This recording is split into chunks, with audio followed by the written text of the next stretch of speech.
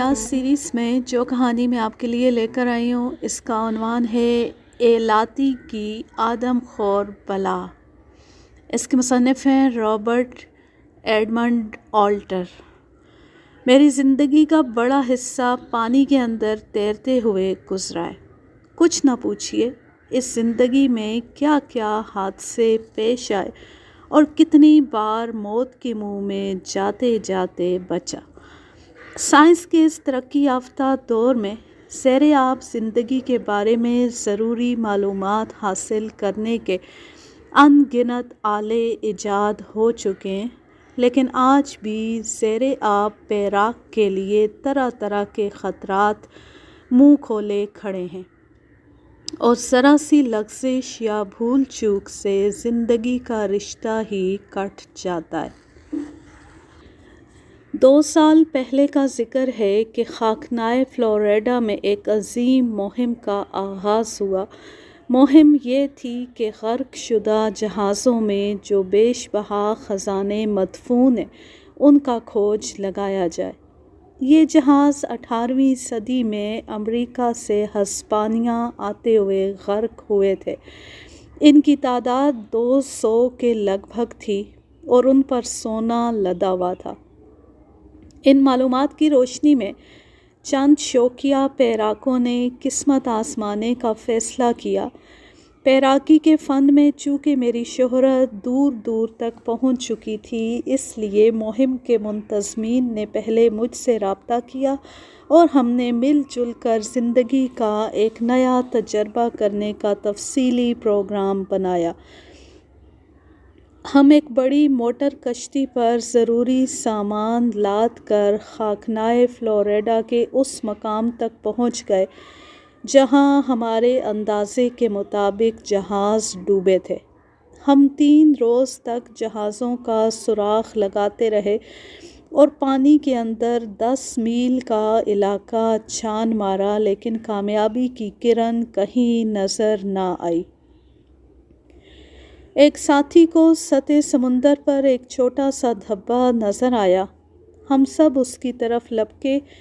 یہ کسی جہاز کا مسطول تھا۔ ہماری خوشی کی انتہا نہ رہی۔ ہمارے اندر ایک نئی قوت ابھر آئی اور ایک نیا جذبہ انگڑائیاں لینے لگا۔ ہم نے مسطول کے آس پاس پانی اور ریت کے اندر جہاز کی تلاش شروع کر دی۔ 5 روز کی مسلسل تلاش و جستجو کے بعد ہم ایک بڑا سا صندوق حاصل کرنے میں کامیاب ہو گئے۔ ہم پھولے نہ سمائے، لیکن جب اسے کھولا تو سخت مایوسی ہوئی۔ اس میں چند میلے کپڑے پڑے ہوئے تھے۔ ہم نے ہمت نہ ہاری اور اس بار خزانے کی تلاش میں بہت دور سمندر کی گہرائی میں اتر گئے۔ ہمارا ایک ساتھی ولیم ہم سے ذرا آگے نکل گیا۔ چند منٹ بعد ہم نے شمال کی طرف ایک سایہ ابھرتے ہوئے دیکھا۔ یہ سایہ چند ثانیوں میں ایک بھیانک حقیقت بن گیا۔ وہ ایک بہت بڑی شارک مچھلی تھی جو تیزی سے ہماری طرف بڑھ رہی تھی۔ ہم سخت پریشان ہوئے کیونکہ اپنے ہمراہ زیر آب گن لانا بھول گئے تھے۔ ناگہاں مجھے یوں محسوس ہوا جیسے میرے بائیں پہلو پر لوہے کے دندانے والا برش پھیر دیا گیا۔ میں اپنا توازن کھو بیٹھا۔ ابھی سنبھلنے بھی نہ پایا تھا کہ بائیں پہلو میں شدید درد اٹھا اور میں تڑپنے لگا۔ دوسری طرف میرے اعصاب پر ایک نامعلوم سا خطرہ منڈلا رہا تھا۔ میں نے جسم کی تمام تر طاقت جمع کی اور اپنی مہماتی کشتی کی طرف بڑھا۔ جب کشتی پر سوار ہوا تو شارک کی پتوار نما پشت نظر آئی۔ کشتی میں چند منٹ تنہا بیٹھا رہا۔ میرے ساتھی ابھی تک سمندر میں تھے۔ کچھ دیر بعد ایک پیراک آ گیا۔ اب ہم 2 ہو گئے اور خوف کی دھند چھٹنے لگی۔ ہم نے ولیم اور مارک کا انتظار کیا، لیکن ان کو نہ آنا تھا اور نہ آئے۔ دونوں بدنصیب شارک کا لقمہ بن گئے۔ یہ حادثہ ہمارے لیے سخت اذیت ناک تھا، مگر ہم اس وقت سمندر میں اتر نہیں سکتے تھے۔ شارک ہمیں بھی شکار کر لیتی۔ बादले नहास्ता हमने खुश्की का रुख किया। मेरे ज़ख्मों से खून बह रहा था और लहज़ा ब लहज़ा टीसों में इजाफ़ा होता जा रहा था, मगर दो साथियों के बिछड़ जाने की टीस सबसे ज़्यादा कर्बनाक थी। दूसरे रोज़ ज़ख्मों की टीस ज़रा कम हुई तो मैंने समुंदर के अंदर उतरने का फ़ैसला किया। मैं शार्क से जल्द अज जल्द अपने दो साथियों का इंतकाम लेना चाहता था। चुनाचे ज़ेरे आब चलने वाली गन संभाली, ऑक्सीजन का खोल मुंह पर चढ़ाया और तने तन्हा समुंदर में उतर गया। जोशे इंतकाम में माहौल से बेखबर पानी के अंदर ही अंदर आधे मील तक तैरता चला गया। पानी हैरत अंगेज़ हद तक पुरसुकून था। रंग बिरंगी मछलियों का अक्स पानी की जीती जागती दुनिया को हुस्न अता कर रहा था। अचानक मेरी छठी हिस्स जाग उठी। यूँ महसूस हुआ जैसे कोई मेरा ताक़ुब कर रहा है। मैंने एक गहरा गोता लगाया और अपने अकब में देखा तो शार्क का साया करीब ही नज़र आया। मैं गन को मजबूती से थामे उसकी तरफ बढ़ा। शार्क की रफ्तार में बला की तेज़ी आ गई और मुझे यूँ लगा वो चश्मे ज़दन में मुझे हड़प कर जाएगी। वो मुंह खोले मेरी तरफ बढ़ती चली आ रही थी। मैंने निशाना लिया और फायर कर दिया। नेज़ा उसके पेट में पेवस्त हो गया। समुंदर के इस रकबे का पानी आहिस्ता आहिस्ता खून आलूद होता जा रहा था। शार्क तड़प तड़प कर ठंडी हो गई। साथियों की मदद से उसे बाहर निकाला। वो लंबाई में 15 फुट से कम ना थी। साथियों की उन्हीं दिनों मेरी रिकी से मुलाकात हुई। वो हॉलीवुड का मशहूर ज़ेरे आब फ़ोटोग्राफ़र है और नहायत उम्दा डॉक्यूमेंट्री फ़िल्में तैयार कर चुका है। उसने बताया कि बहरुल कायल के एक छोटे से जज़ीरे एलाती के कुर्बो जवार में एक ऐसी शार्क देखी गई है जिसकी नस्ल सदियों पहले मादूम हो चुकी है। उसकी लंबाई 30 फुट से 50 फुट बताई गई है। जिन लोगों ने उसे देखा है वो उसकी चालाकी, फुर्ती और हैबत से लरज़ उठे। रिकी इस खौफनाक शार्क की डॉक्यूमेंट्री फ़िल्म बनाना चाहता था। इस मुहिम में एक पेशावर पैराक की ज़रूरत थी।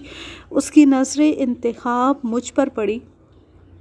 उसने मुझे आमदोरफ्त के अखराजात के अलावा ग्रां कदर रकम की पेशकश की। मेरी मुहिमजू तबीयत ने इस मौके को गनीमत जाना और मैंने ये पेशकश किसी तामल के बग़ैर कबूल कर ली। हम तैयारी के ज़रिए ओकिनावा जापान पहुँचे। हमें वहाँ 2 हफ़्ते रुकना पड़ा क्योंकि 1 महीने में बहरी जहाज़ सिर्फ़ 2 बार एलाती जाता था। जज़ीरा एलाती सीप के कारोबार के लिए मशहूर है। उसके शुमाल मग़रबी साहिल के करीब ज़ेरे आब चट्टानें मीलों तक फैली हुई हैं। उन चट्टानों के दरमियान छोटे छोटे कितात पर सीप पाए जाते हैं। शाम के वक्त हमारा जहाज़ एलाती के जनूबी साहिल पर लंगर अंदाज हुआ। ये एक बहुत ही मुख्तसर सा जज़ीरा था, 50-60 झोंपड़ियों पर मुश्तमिल। मगर हैरत की बात यह थी कि उन झोंपड़ियों में रहने वाले सब के सब जवान थे। हमें एक भी बूढ़ी औरत या ज़ईफ़ मर्द नज़र ना आया। मालूम करने पर पता चला कि बूढ़े मर्दों और औरतों को जापान भेज दिया जाता है। रात हमने जहाज़ पर ही बसर की। सुबह जज़ीरे के सरदार से मुलाकात हुई। उसने बताया कि आप अच्छे मौके पर पहुँचें। आज ही सीप निकालने के मौसम का आगाज़ होने वाला है और ये दिन हमारे लिए एक मेले की हैसियत रखता है। बातों बातों में शार्क का जिक्र चल निकला। सरदार यकलख्त खामोश हो गया और उसकी पेशानी पर पसीने के कतरे उबल पड़े। वो खामोशी से हमें देर तक तकता रहा, फिर यकायक बोला, आप शार्क से क्या हासिल करना चाहते हैं? उसकी फ़िल्म उतारेंगे। बड़ा ख़तरनाक काम है। वो कोई मामूली शार्क नहीं। अगर आपको नुकसान पहुंचा तो हम इसके ज़िम्मेदार ना होंगे।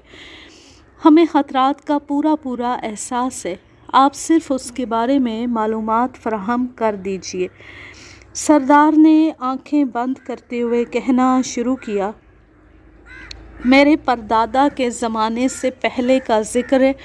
ہمارے نوجوان سیپ لینے کے لیے سمندر میں اترے تو ان پر شارک نے حملہ کر دیا اور اس کے نتیجے میں 3 غوطہ خور ہلاک ہو گئے۔ 2 سال تک سیپ نکالنے کا کام بند رہا۔ جزیرے کے لوگوں کی آمدنی کا واحد ذریعہ یہی کاروبار تھا۔ لوگ فاقوں مرنے لگے۔ جزیرے کے کاہن نے لوگوں کو مشورہ دیا کہ اس مصیبت سے بچنے کا ایک ہی راستہ ہے اور وہ یہ کہ ہر سال چند انسان بھینٹ چڑھا دیے جائیں۔ انسانی بھینٹ؟ جی ہاں، انسانی بھینٹ۔ کاہن کے خیال میں یہ آفت آسمانی تھی۔ طے پایا کہ جزیرہ ایلاتی میں سے 2 خوبصورت جوان منتخب کر کے انہیں سمندر میں اتارا جائے۔ اگر صحیح سلامت واپس آ گئے تو سمجھ لیجئے کہ بلا ٹل گئی، اور اگر وہ واپس نہ آئے تو پورے جزیرے کی طرف سے شارک نے انسانی بھینٹ قبول کر لی اور اس کے بعد وہ غوطہ خوروں کو ذرا بھی نقصان نہ پہنچائے گی۔ ابتدا میں جو غوطہ خوروں نے اپنی جان ہتھیلی پر رکھ کر سیپ نکالنے کے موسم کا آغاز کیا، اتفاق سے وہ شارک کے چنگل سے بچ گئے، لیکن تیسرے روز شارک نے ہمارے غوطہ خوروں پر حملہ کیا اور 4 انسانوں کو لقمہ تر بنا لیا۔ دوسرے سال جزیرے کے باشندوں نے 2 غوطہ خوروں کی بھینٹ چڑھائی اور اس پورے موسم میں شارک نے پھر کسی غوطہ خور پر حملہ نہیں کیا۔ اس وقت سے یہ رسم قائم ہے کہ 2 نوجوان موسم کا آغاز کرتے ہیں اور ان کی قربانی دوسرے غوطہ خوروں کے لیے رحمت ثابت ہوتی ہے۔ کیا آج موسم کا آغاز ہوگا؟ سردار نے اسبات میں جواب دیا۔ اس اثناء میں تقریباً 70 ایلاتی غوطہ خور ہمارے ارد گرد جمع ہو گئے۔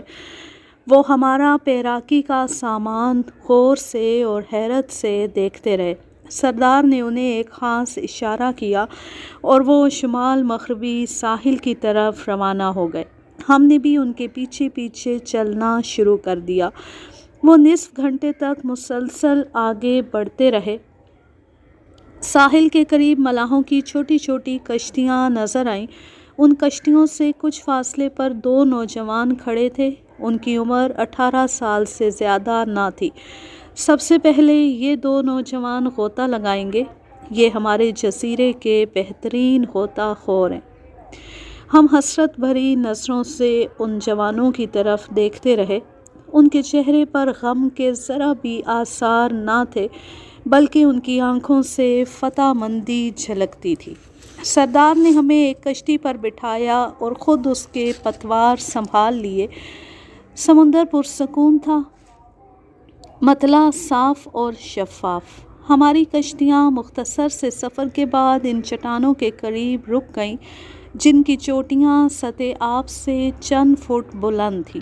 ان چٹانوں کے آگے سمندر بہت گہرا تھا۔ چند فرلانگ آگے جا کر زیر آب چٹانوں کا سلسلہ شروع ہو جاتا تھا۔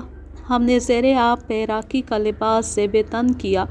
ریکی کیمرے کا آخری بار معائنہ کرنے لگا۔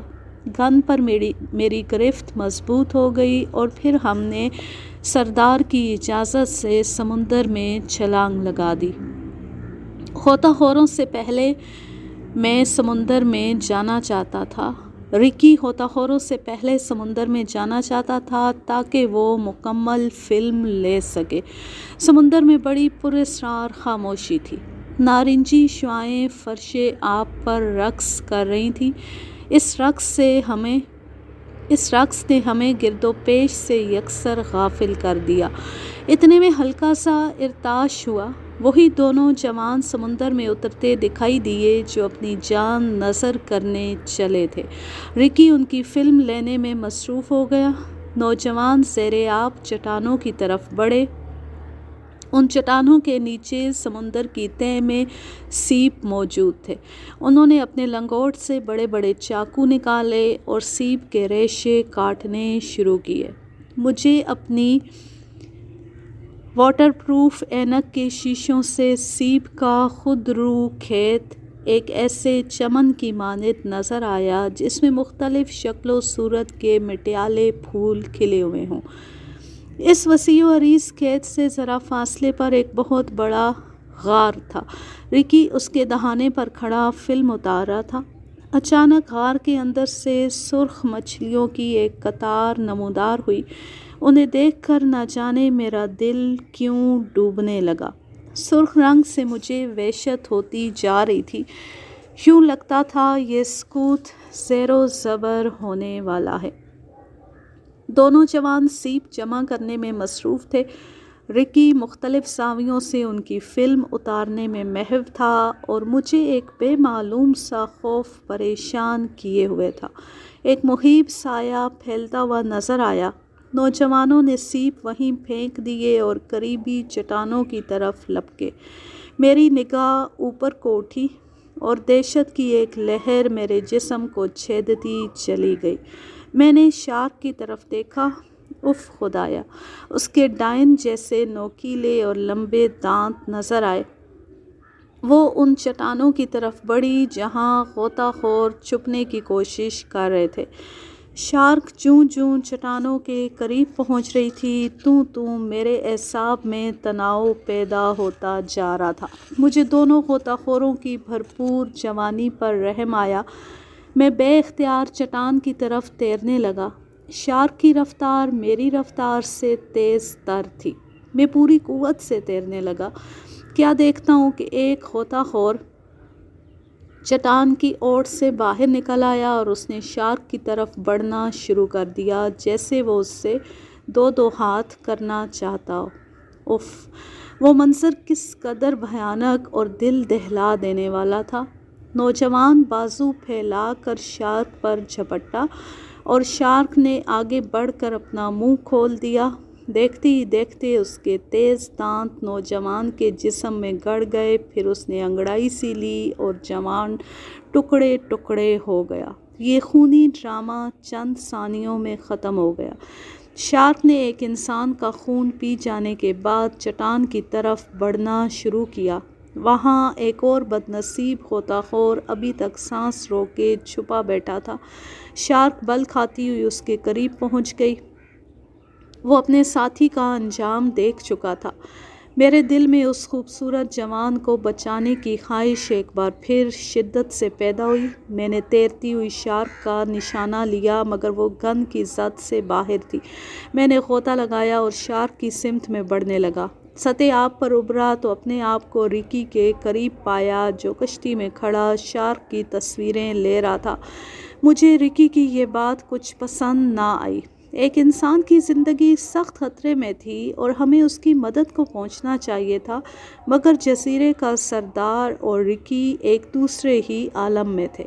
वो तो एक इंसान को भीड़ चढ़ते हुए देखना चाहते थे। मैं इस संगदिली पर पेचो ताप खाने लगा। ज़रा आगे बढ़कर गन से शार्क का निशाना लिया और लिबलिबी दबाने ही वाला था कि एक मजबूत हाथ ने मेरा बाजू पकड़ लिया। घबराहट के आलम में पीछे मुड़कर देखा। रिकी मेरे करीब खड़ा हुआ मुस्कुरा रहा था। मुझे फ़िल्म लेने दो। क्यों शार्क को निशाना बनाते हो? इसके मरते ही सारा खेल ख़त्म हो जाएगा। रिकी, तुम इसे एक खेल समझते हो? तुम्हारे नज़दीक इंसानी जान की कोई हैसियत नहीं।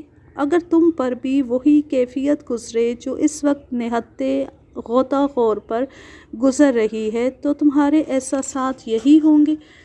अच्छा, वाज मत करो, ज़रा सामने देखो। मैंने सामने की तरफ देखा। क्या बताऊं, क्या देखा? नौजवान गोताखोर के जिस्म से खून का फवारा फूटा। उसके जिस्म के हिस्से पानी पर लहराए और शार्क उनको निगलने में मसरूफ़ हो गई। मुझसे ये दिल गदास मंजर देखा ना गया। मैंने शार्क से फैसला कुन जंग करने का तहैया कर लिया। इस इरादे से आगे बढ़ने ही वाला था कि जजीरे का सरदार मेरी तरफ लपका और एक और साथी की मदद से मुझे कश्ती तक ले गया। रिकी वहाँ पहले ही पहुँच चुका था। सरदार ने कांपती हुई आवाज़ में कहा, आपके इरादे अच्छे नहीं। आप देवता को मारने पर तुले हैं। वो किसी सूरत नहीं मर सकता। ہماری خیر اسی میں ہے کہ جلد سے جلد ساحل تک پہنچ جائیں۔ اگر شارک دیوتا کو ہماری نیتوں پر شبہ ہو گیا تو ہم میں سے ایک بھی زندہ بچ کر نہ جا سکے گا۔ نہیں نہیں، میں شارک کا ڈٹ کر مقابلہ کروں گا۔ اس نے میری آنکھوں کے سامنے 2 کڑیل جوان ہڑپ کر لیے اور ہم واپس چلے جائیں؟ تف ہے ہماری مردانگی پر۔ شارک کی نظر خاصی کمزور ہوتی ہے لیکن اس کی قوت شامہ کا جواب نہیں۔ دور سے انسانوں اور جانوروں کو سونگھ لیتی ہے اور پھر اسی سمت میں حملہ کرتی ہے۔ اب وہ بڑے اعتماد سے ہماری کشتی کی طرف آ رہی تھی۔ یوں معلوم ہوتا تھا جیسے کوئی چٹان حرکت میں آ گئی ہو۔ واقعی اس کی لمبائی 50 فٹ کے لگ بھگ تھی اور اس کے چلنے سے سمندر کا پانی گرداب بناتا جاتا تھا۔ شارک کو اپنی طرف آتے دیکھا تو سردار کے منہ پر ہوائیاں اڑنے لگیں۔ اس نے ملاحوں کو تیز تیز چپو چلانے کا حکم دیا مگر ملاحوں پر شارک کی ایسی ہیبت طاری ہوئی کہ ان کے ہاتھ پاؤں پھول گئے۔ اس پر سردار کا پارا اور ہائی ہو گیا۔ اس نے غالباً اپنی زبان میں سخت برا بھلا کہا، شاید گالیاں بھی دی ہوں۔ ملاح پہلے تو خاموشی سے سنتے رہے لیکن جب سردار کے لہجے میں زیادہ تلخی آ گئی تو ایک ملاح نے غصے میں آ کر سردار کو سمندر میں پھینک دیا۔ سردار نے تیرنے کی بہت کوشش کی مگر اس کا سانس اکھڑ گیا اور وہ ہاتھ پاؤں مارنے لگا۔ دوسری طرف شارک ہماری کشتی کے قریب آ گئی تھی۔ وہ سردار کی طرف بڑھی اور پہلے ہی حملے میں اس کا گلا دبوچ لیا۔ یہ سب کچھ اس قدر تیزی سے ہوا کہ مجھے گن استعمال کرنے کا خیال تک نہ آیا۔ ملاحوں کا رویہ، سردار کی بے بسی اور شارک کی بلا خیزی، یہ باتیں ذہن کو معاف کیے دیتی تھی۔ ہماری کشتی بری طرح ڈول رہی تھی اور ہر آن یہ خطرہ تھا کہ اب ڈوبی۔ رکی کے ہاتھ میں ابھی تک کیمرہ کام کر رہا تھا لیکن اس کا سارا جسم تھر تھر کانپ رہا تھا۔ ملاح کیمرے کی طرف نفرت اور حقارت سے دیکھ رہے تھے۔ ان کا خیال تھا یہ ساری آفت اسی بدرو کی لائی ہوئی ہے۔ ان کی آنکھوں سے غصے کے شعلے نکلنے لگے اور مجھے صورتحال کی نزاکت سے خوف محسوس ہونے لگا۔ رکی بہت اچھا پیراگ تھا اور میری زندگی بھی اسی مشغلے میں گزری تھی۔ اس لحاظ سے ہمیں ملاحوں کے رویے سے زیادہ تشویش نہیں ہونی چاہیے تھی لیکن شارک کی موجودگی اور اس کے ساتھ ملاحوں کی سخت برہمی نے مل جل کر میرے اعصاب کو بری طرح متاثر کیا۔ شارک قریب آتی چلی گئی۔ میں نے گن کا رخ اس کی طرف کر دیا اور لبی دبا دی مگر میرا نشانہ خطا گیا۔ 15 سالہ مہماتی زندگی میں پہلا موقع تھا کہ گن کا فائر بے اثر گیا۔ یکا عقب سے گھبرائی ہوئی چیخیں سنائی دیں۔ پیچھے مڑ کر دیکھا، ملاح سخت مضطرب تھے اور انہوں نے بڑے بڑے چاقو نکال لیے تھے۔ وہ آپس میں دست و گریبان ہو گئے اور ایک نے دوسرے کا گلا کاٹ ڈالا۔ قاتل ملاح وحشت سے پاگل ہو گیا تھا۔ وہ بلا کی تیزی سے رکی پر جھپٹا اور ایک بھرپور وار کیا۔ میرے حلق سے بے اختیار چیخ نکلی جس سے ملاح گھبرا گیا اور اس کا وار اوچھا پڑا۔ اس وقت ہم 2 دشمنوں کے درمیان گھرے ہوئے تھے۔ شارک کشتی کے بالکل قریب پہنچ چکی تھی اور ادھر ملاح دوبارہ حملہ کرنے کے لیے بازو اوپر اٹھا چکا تھا۔ میں نے بے سوچے سمجھے ملاح پر فائر کیا اور نیزہ اس کے سینے میں اتر گیا۔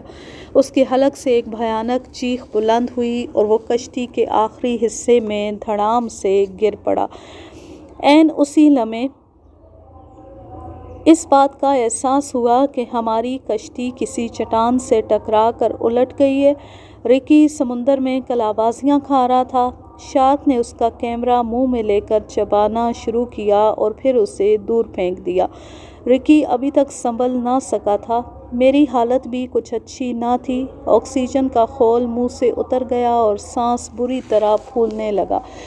شارک 1-2 لمحوں کے لیے ہمیں غور سے دیکھتی رہی۔ میرے ہاتھ سے زیر آب گن چھوٹ گئی اور وہ لہروں کے ساتھ تیزی سے بہنے لگی۔ اس کا رخ شارک کی طرف تھا۔ یہ لمحہ انتہائی نازک تھا۔ اگر میں گن کو پکڑنے کی کوشش کرتا ہوں تو شارک سے قریب ہو جاتا ہوں۔ گن حاصل نہ کروں تو شارک کا لقمہ بن جانا یقینی ہے۔ ابھی میں کچھ فیصلہ نہ کر پایا تھا کہ شارک کے جسم میں حرکت پیدا ہوئی۔ وہ مسلسل رکی کی طرف دیکھ رہی تھی۔ اب اس نے رکی کی طرف بڑھنا شروع کیا جو موجوں سے نبرد آزمائی کر رہا تھا۔ دفتن شارک نے رکی کو ٹانگ سے پکڑا اور پوری قوت سے اپنی طرف کھینچا۔ میں صرف ایک دل خراش چیخ سن سکا۔ بجلی کی طرح ایک خیال میرے ذہن میں آیا۔ سیر آب گن مجھ سے تقریباً 10 فٹ کے فاصلے پر آگے آگے تیر رہی تھی۔ میں نے پوری قوت سے تیرنا شروع کیا۔ رکی کسی طرح اپنی ٹانگ شارک کے منہ سے چھڑانے میں کامیاب ہو گیا تھا اور شارک انتقام لینے کے لیے بپھری ہوئی تھی۔ میں رکی کی یہی مدد کر سکتا تھا کہ شارک پر عقب سے فائر کروں، مگر میرے پاس گن نہ تھی۔ میرا اس سے فاصلہ صرف 5 فٹ رہ گیا تھا۔ میں نے اسے پکڑنے کی آخری کوشش کی مگر ایک تند و تیز موج اسے بہت دور لے گئی۔ اب ہم دونوں کی موت یقینی تھی۔ میں نے رکی کے ہاتھ میں ایک چمکتا ہوا چاقو دیکھا اور مجھے خیال آیا کہ ایک چاقو میرے پاس بھی ہے۔ میں نے اندر کی جیب میں ہاتھ ڈالا اور چشم زدن میں اسے کھول کر شارک کی طرف بڑھا۔ وہ مجھ سے صرف 15 فٹ کے فاصلے پر تھی۔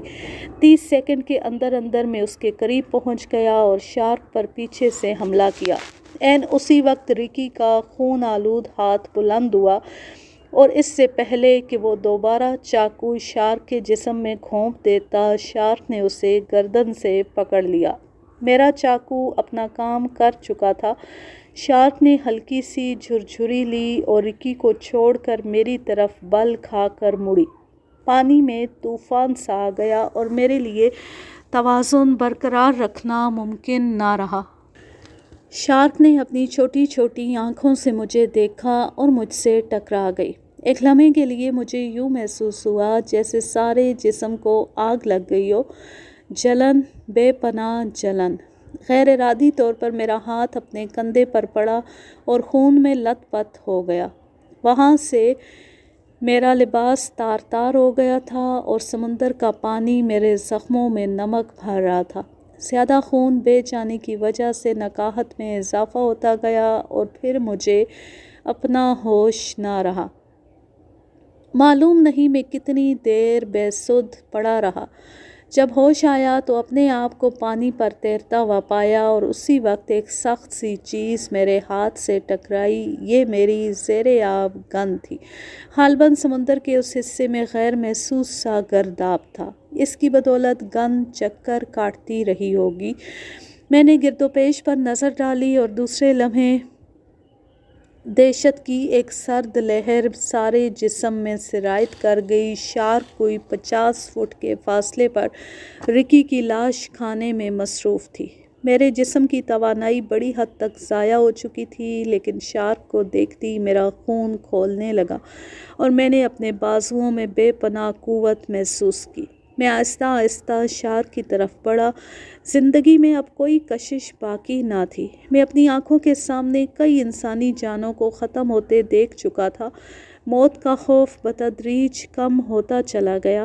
میرے زخموں سے اب بھی خون رس رہا تھا اور جلن میں کوئی کمی واقع نہ ہوئی تھی، مگر یہ حالت بھی میرے عزم میں حائل نہ ہو سکی۔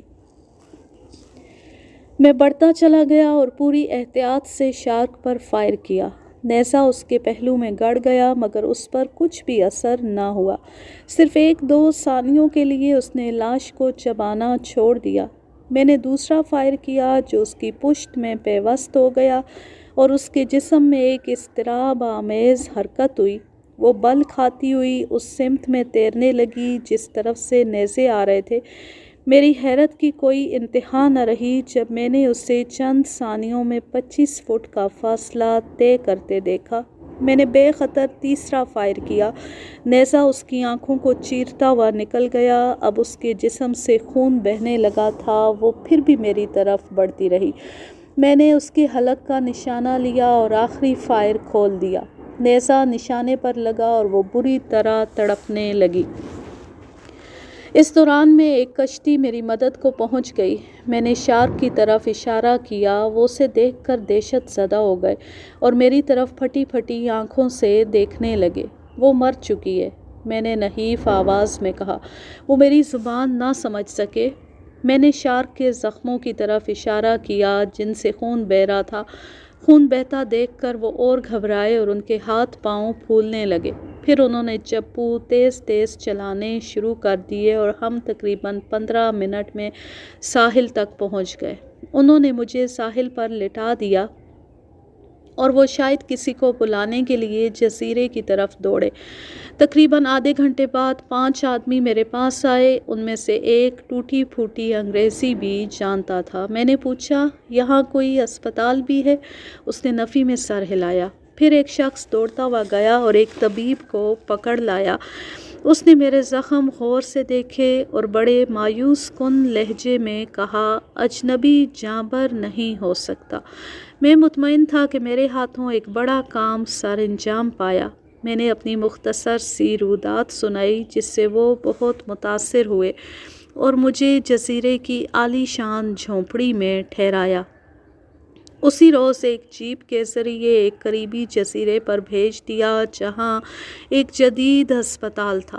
10 ماہ سے میں اسی اسپتال میں ہوں اور یہ آپ بیتی یہیں سے تحریر کر رہا ہوں۔ اس کہانی کے مترجم ریاض جاوید اور اس کا ماخذ اردو ڈائجسٹ نومبر سن 1968 اور رابرٹ ایڈمنڈ آلٹر کی پیدائش 10 دسمبر سن 1925 اور وفات ہے 26 مئی سن 1966۔ اب میں لیتی ہوں آپ سے اجازت۔ جہاں رہیں خوش رہیں، شاد و آباد رہیں، ہنستے مسکراتے رہیں، اور اگر یہ کہانی یا میرا انداز پسند آئے تو اس چینل کو سبسکرائب ضرور کر لیں، بیل آئیکن کو ضرور پریس کریں تاکہ آنے والی ہر نیو ویڈیو کی نوٹیفیکیشن آپ کو بر وقت ملتی رہے۔ ویڈیو کو لائک کیجئے، زیادہ سے زیادہ شیئر کیجئے اور اچھا سا کمنٹ کیجئے۔ اللہ حافظ، اللہ نگہبان۔ سردیوں کی ہلکی ہلکی سنہری سی دھوپ، پہاڑوں کی چوٹیاں گہری دھند میں لپٹی ہوئی بالکل نظر نہیں آ رہی، اور آس پاس ہلکا ہلکا پرندوں کا شور، گاؤں کی فضا، بہت مزہ آ رہا ہے۔ اللہ حافظ، اللہ نگہبان۔